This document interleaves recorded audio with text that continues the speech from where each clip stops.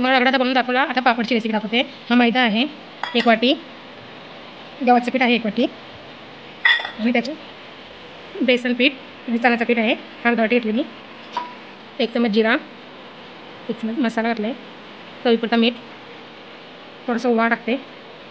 हे सर्व एकजीव करून घ्या. असं थोडं थोडं पाणी घालून असा एक उंडा करून घ्या.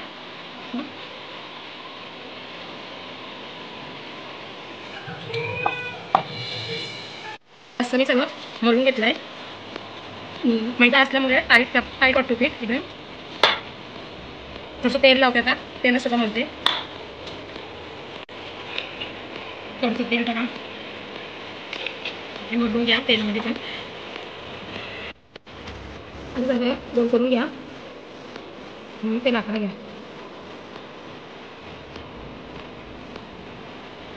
पाणी सर्व असे गोल करून घेतलेले आहे. आता मी त्यांना टाकायला घेते.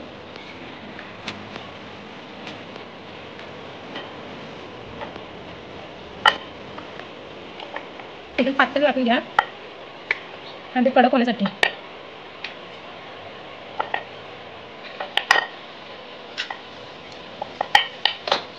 आता असं करून घ्या. मी लाटून ठेवते आणि एकदमच फ्राय करायला, एकदमच लाटून घेते सगळं आणि मग फ्राय करायला सोपं पडेल. तर पापडाचे लाटून घेतलेले आहेत. आता याला मी तेलात तळून घेते. हा मी तेल तापत ठेवलेलं आहे. आता त्याच्यात मी हा पापड त्याच्यात सोडणार आहे.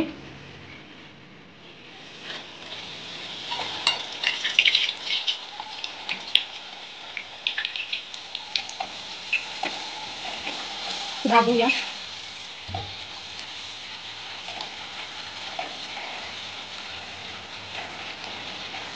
कट करा. हे पहा असं कडक करून घ्या तेलामध्ये. तर मी दुसरं पण सोडते तेलात. ते तुम्ही सांभाळून सोडा. असं दाबा घालूया म्हणजे कडक होत बसतं आपल्याला.